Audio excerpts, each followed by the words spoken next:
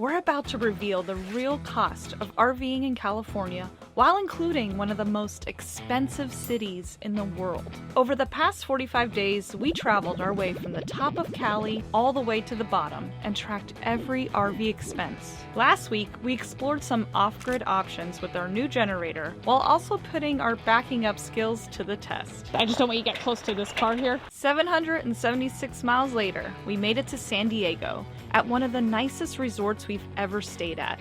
And oh yeah, it came with a hefty price. But how do these prices compare to RVing outside of the Golden State? No worries, because we have all that data as well. Not gonna lie, we did make some bold assumptions before the trip started, but after looking at all the numbers, we were very surprised to see the side-by-side comparison. So why San Diego? I mean, it is considered one of the most expensive cities in the entire world. Now, it really all comes down to, what do you want out of this trip? Well, I want to hone it down more so to those who are snowbirding down into the southern states, staying warm and avoiding those cold temperatures. With Florida and Arizona being the hot spots for snowbirding, I'm gonna say that San Diego is overlooked by so many people who own RVs and travel south for the winter. That's true, and out of this 45-day trip, RVing from the top to the bottom, most of our time was spent in this very expensive city. Not only that, but we decided to stay at one of the most expensive RV resorts in San Diego.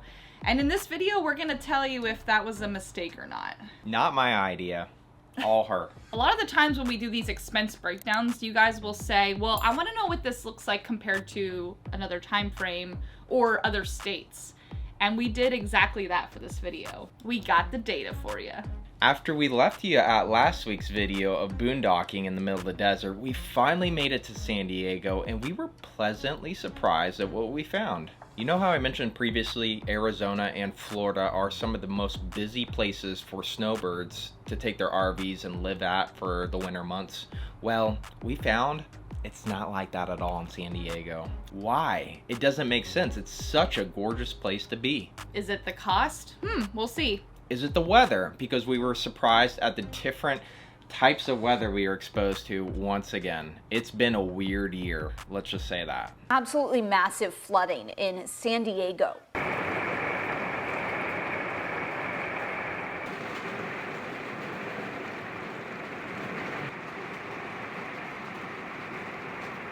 This is exactly the reason why we didn't go with our original plan of RVing down Route 1. Just to get from Redding to the coast, we would have had to go over some pretty wicked mountains, and not to mention with all the rain, there's been mudslides, there's been flooding. It was just very unpredictable. I feel like we went into San Diego prepared for this, you know, snowbird like wintering that you were saying. Yeah. And nothing. It was like the traffic wasn't as bad as we thought it was gonna be. The RV park wasn't as filled. And then we talked to some of the locals to find out that summer is their peak season there. And I think a really cool part for anyone looking to go to San Diego in the wintertime is, since it's slow, you'll actually find a lot of parking available. We had no problems finding parking with our truck, the lifted truck, and I would go out on a limb and say that anyone driving a dually, you'll probably be in for some good luck as well at finding places to park your truck. Their public transportation that we took from the resort we were staying at, that was really nice because we just walked like a quarter mile to the train station, $2 a person, and it was able to take us one way downtown. So now knowing that wintering in San Diego is actually one of the slowest times for the area, does that mean there's nothing to do there? Honestly, we were completely surprised at how much there really was to do in San Diego. There were some great things to do, like visiting the USS Midway. Oh, that was great. It's so cool. What an old relic there to visit, learn some good history. We also had to visit the legendary San Diego Zoo. We're not really people that visit zoos, but come on, you gotta visit one of the coolest zoos in the country. We love to eat, and we love trying all the food that people like to recommend to us. So many of you reached out in email and said, you gotta do this, this, this, and this. We ended up trying one really cool spot, which was called Hodad's. Yes. The burger joint that was right next to the beach.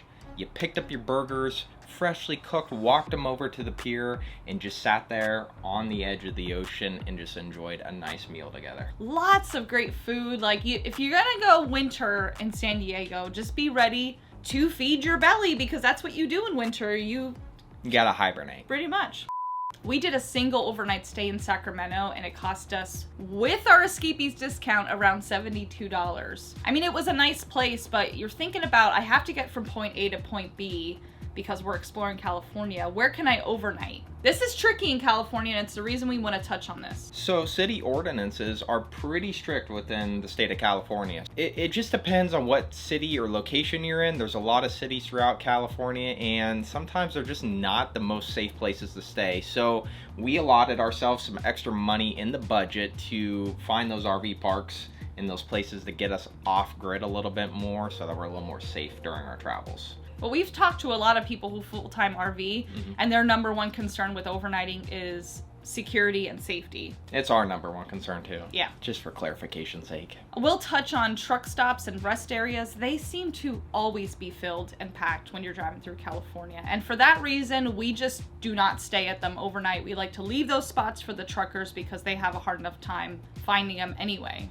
Look into a program called Harvest Host. They also are affiliated with Boondockers Welcome. Because California has so many cool vineyards, there are actually a lot of locations where you can overnight at these wineries or breweries or museums. So if that's something that interests you, we do have a discount code in the description below. Use it at your will, but you don't need it to travel through California. Now, a little bit of a background on where we actually stayed. We stayed in an area just south of San Diego called Chula Vista.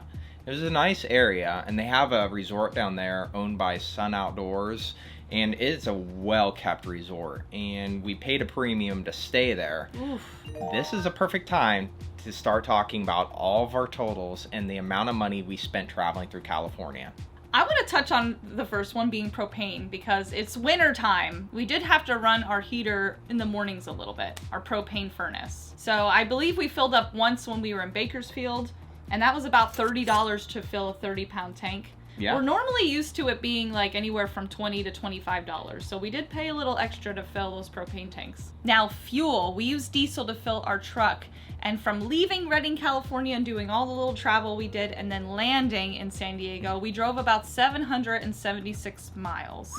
After driving 776 miles, we spent a total of $658.84. Now remember, you're getting all these totals, but we are going to show you a comparison of like California expenses for 45 days versus other states. I think though we do need to discuss what we have been spending at RV parks. And we have a lot of variety because there was a time when we overnighted for just one night at an RV park in Sacramento, and it was about $72. And then we did a week stay in Bakersfield at a KOA, and that cost us around $440.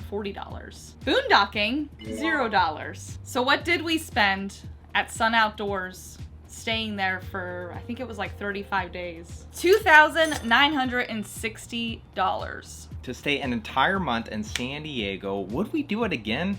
Honestly, I don't know. It was nice having the peace of mind knowing that we were kind of the only ones down in the area staying there while everyone else was in Arizona and Florida. Now, having said some of these prices, how does staying 45 days in California compare to other states within that same time frame of 45 days? Well, before we go into that, we want to give you some tips on your travels through California, some hard lessons that we learned we want to share with you and set you guys up for success. Don't bite off more than you can chew. California is a huge state and there's so much to see. I think when people plan an RV trip, they try to just see as much as they can in one trip, and then woof, not only are you going to stress yourself out, but it's going to be so much on your wallet. So go by the rule of thumb, just don't bite off more than you can chew, and don't expect that you're going to see it all in one trip. Something I personally can't emphasize enough is you need to figure out how to save money when it comes to fuel and the fuel costs going throughout the nation. And one of the biggest ones that we always frequently try to give you guys is that Open Roads program, because it's absolutely free. And you save a bunch of money by paying bulk discounts on the diesel fuel prices. Unfortunately, this isn't available for anyone that has a gas truck. It's only applicable to diesel. But if you're out on the road and you're towing with the diesel, you are missing out on some incredible savings. So if you're interested in that, we'll leave a link in the description below for that Open Roads program.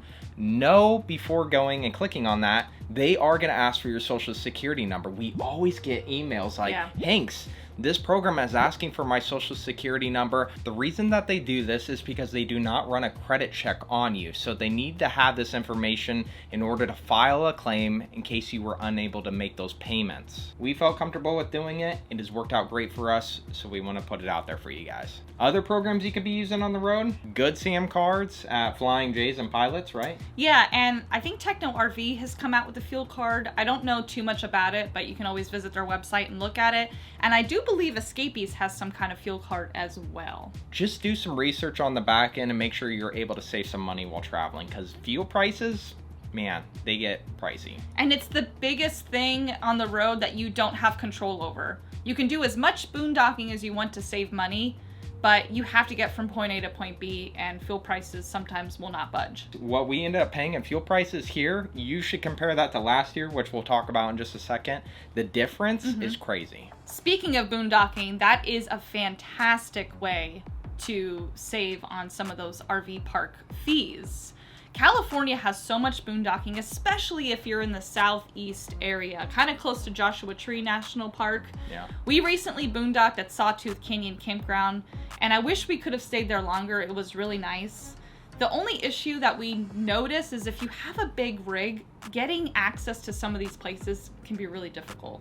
Get yourself a national park pass. California is loaded with national parks. So you want to make sure that you have a park pass to save yourself some money so you're not having to pay those fees every single time you visit a different one. Consider staying somewhere for a month, hang out there, and then don't be afraid to drive 2 or 3 hours to do day trips around you, because that is completely normal. In the monthly stay, you're going to save so much money rather than paying the nightly stay or the weekly stay out on the road. Now we're going to refer to our notes here because we actually broke down our expenses from California compared to Idaho. And you guys are going to be pretty surprised at the difference in pricing. So I went back and I tried to find a certain travel period that was similar, 44 to 45 days. And when we were in Idaho and Oregon at the end of 2023, we drove about 846 miles in 44 days compared to driving 776 miles in 44 days recently in California. That's pretty comparable. Our time spent here in California, we spent around $3,400, almost $3,500 in RV parks within the state of California. Now comparing that to Idaho, we spent almost $2,000 in Idaho. So that's almost a savings of like $1,500 bucks, right? Yeah, well, thanks to that resort in San Diego, that was the big killer there. That was the big killer. Now, how about the fuel? Well, it looks like we spent around $660 in fuel within the state of Cali. But when it came to Idaho, we spent $789. In October of 2023, when we did this calculation, the US average was $450 something, and California's average was $6. So luckily we weren't RVing in October Thank in goodness. California.